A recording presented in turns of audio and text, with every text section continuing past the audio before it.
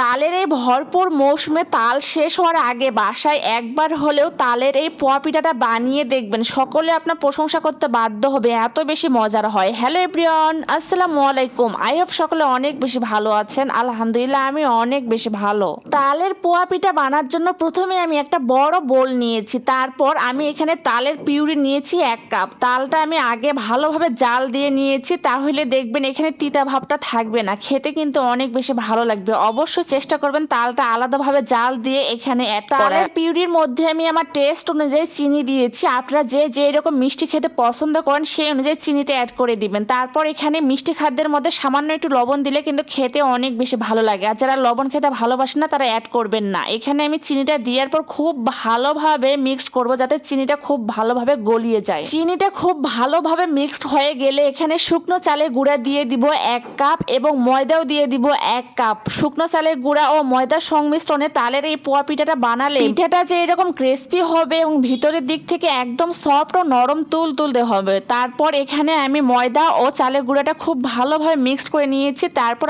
আগে থেকে জাল করা তরল দুধটা দিয়ে দিলাম, এখানে পরিমাণ মতো দিবেন, একবারে দিবেন না। এই পর্যায়ে দুধটা হালকা কুসুম গরম অবস্থায় ব্যাটারটার সঙ্গে মিক্সড করবেন, আর ব্যাটারটা অবশ্যই একটু সময় নিয়ে ভালোভাবে মিক্সড করে নেবেন, তাহলে পিঠাটা খেতে কিন্তু অনেক বেশি ভালো লাগবে। আর যেহেতু এখানে আমি শুকনো চালের গুঁড়া ও ময়দা অ্যাড করে দিয়েছি, এই জন্য পিঠাটা খেতে অনেক বেশি ভালো লাগবে। এই পর্যায়ে আমি 1 কাপ দিয়েছি শুকনো নারিকেল কোড়া। নারিকেল কোড়াটা অবশ্যই দিবেন, আমার যেহেতু নারিকেল অনেক বেশি পছন্দ এই জন্য আমি নারিকেলের পরিমাণটা একটু বেশি দিয়েছি, আপনারা চাইলে এখানে কমও অ্যাড করে দিতে পারেন। তারপর সবগুলো উপকরণ খুব ভালোভাবে মিক্সড করে আমি এখানে আধা ঘন্টার জন্য রেস্টে রেখে দিয়েছিলাম। পিঠাটা রেস্টে রাখার কারণে পিঠাটা অনেক বেশি ফুলকো ফুলকো হবে এবং খেতে বেশি ভালো লাগবে। আমি যেহেতু এখানে নারিকেলের পরিমাণটা বেশি দিয়েছি এই জন্য আমার পিঠেটা একদম বেশি ফুলকো ফুলকো হয়নি। আপনারা চাইলে এখানে নারিকেলের পরিমাণটা কম দিতে পারেন, তাহলে পিঠেটা অনেক বেশি ফুলকো ফুলকো হবে। এই পর্যায়ে একটা ইলেকট্রিক চুলার মধ্যে আমি একটা ছোট্ট ফ্রাই প্যান নিয়েছি। ফ্রাই প্যানের মধ্যে আমি রান্নার রেগুলার তেল দিয়েছি পরিমাণ মতো। তেলটা একটু হালকা কুসুম গরম হয়ে আসলে আমি পিঠের ব্যাটারটা এখানে দিয়ে দিলাম। আমি যেহেতু নারিকেল পরিমাণটা বেশি দিয়েছি এই জন্য আমার পিঠেটা একদম বেশি ফুলকো ফুলকো হয়নি, তবে পিঠেটা খেতে